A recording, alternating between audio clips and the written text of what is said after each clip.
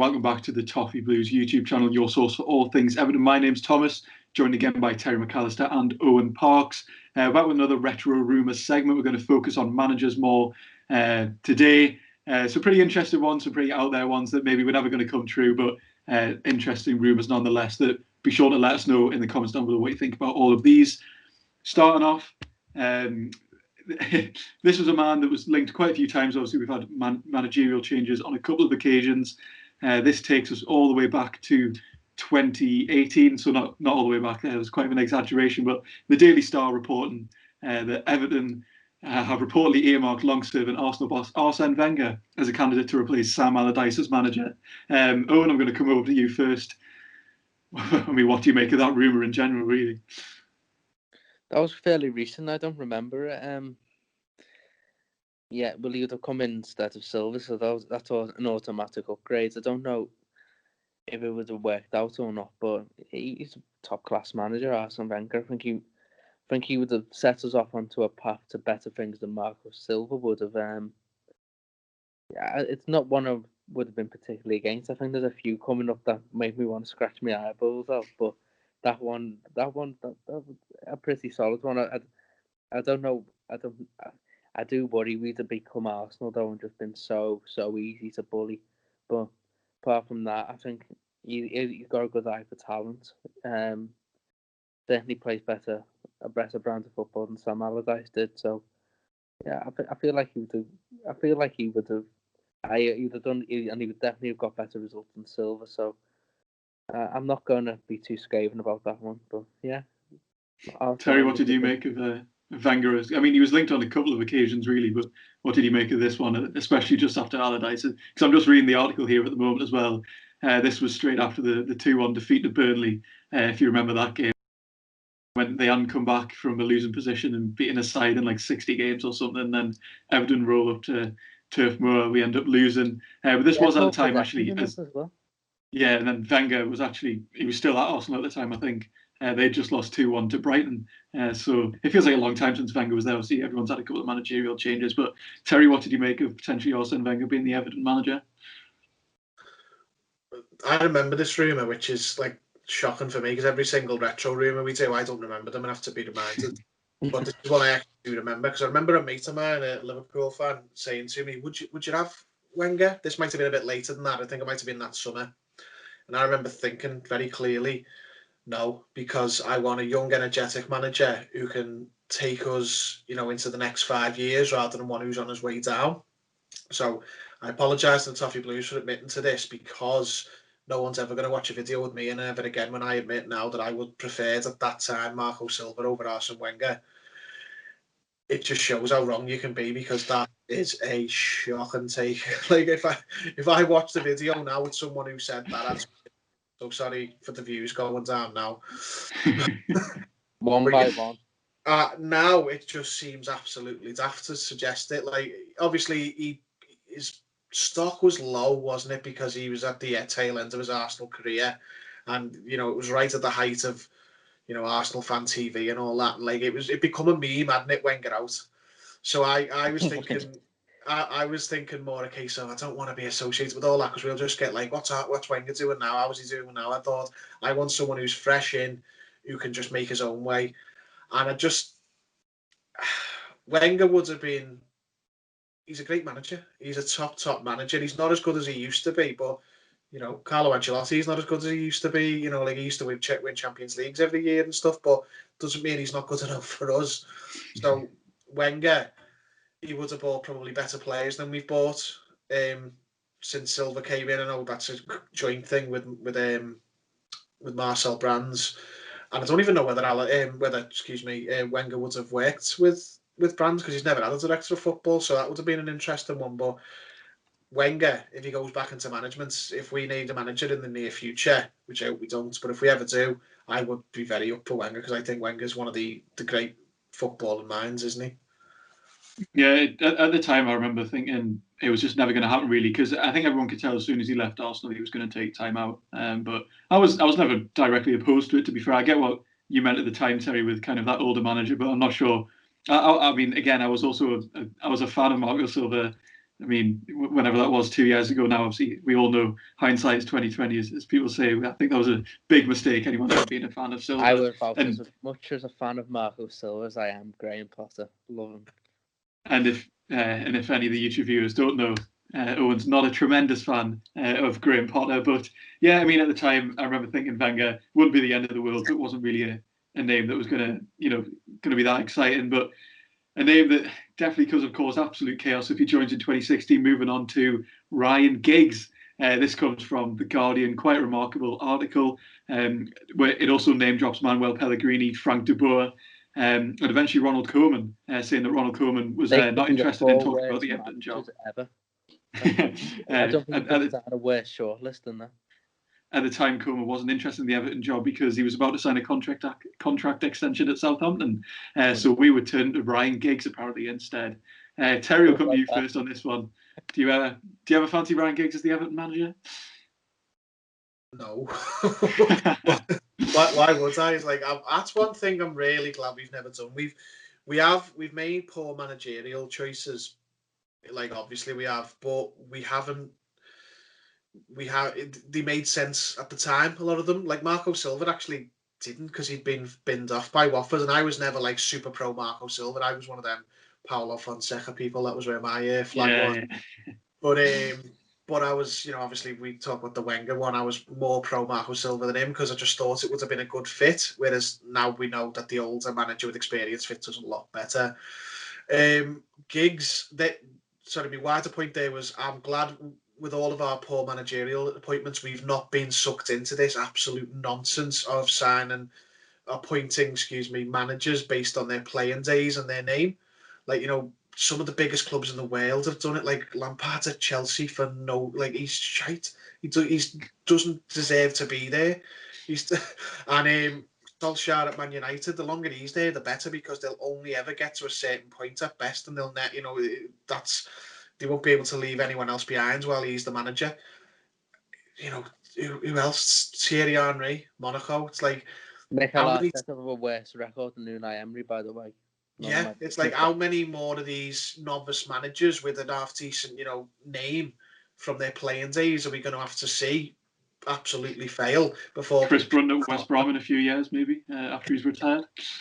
Yeah, and plus it wasn't even like we wouldn't even be going for one of our legendary players who we love. It'd be this basically he'd have been in the sort of training lobby to see if he's good enough to take over at Man United.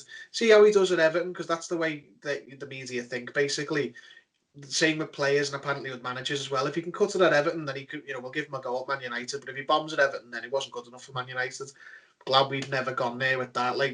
And I'm glad we had more sense, because the whole media were absolutely clamouring for Duncan Ferguson to take over. And Duncan Ferguson himself was saying, no, not for me. I want the top manager to get the best manager we can get to get this job.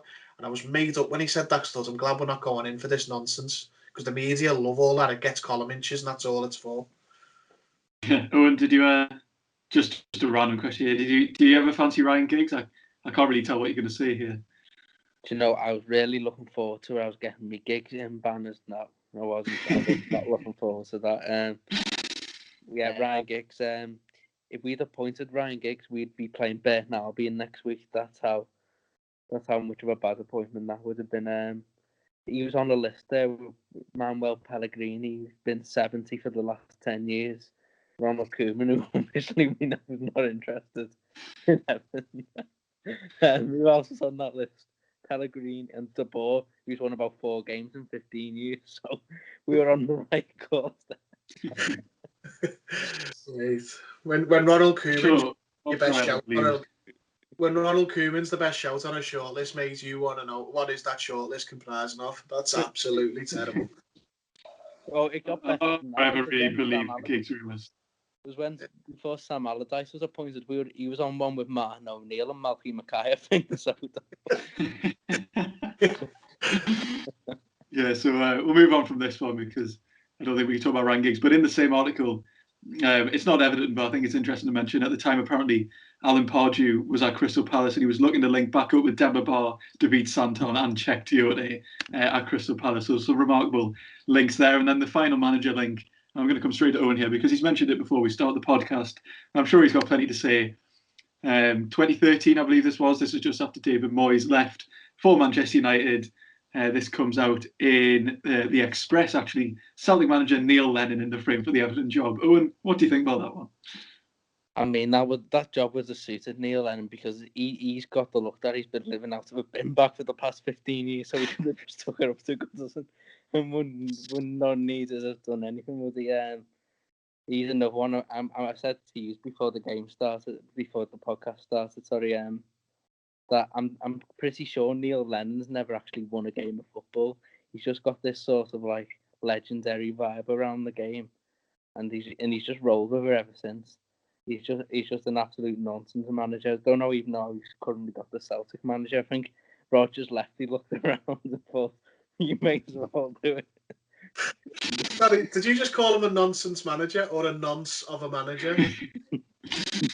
Nonsense. Something I do want to mention from this article. I'm just going to quote a bit. Having worked wonders in Scotland and in the Champions League on a limited budget, Lennon is the prime candidate, and he has admirers on the club's Goodison club's board. That doesn't surprise it would take a big job to convince him to leave Parkhead, but Everton is likely to appeal, especially as they have the ability to break into the English Premier League's top four. Terry, what do you think about the Neil Lennon rumours? Mate, I would prefer Sam Allardyce to Neil Lennon, and I would prefer to have Moyes back than Neil Lennon. Like that's probably one of the worst links. Like you'd have to give me some absolutely honking other options if I'm going to pick him. like I hated Allardyce, absolutely hated him, and I'd have him in a heartbeat over Neil Lennon, 10 times the manager.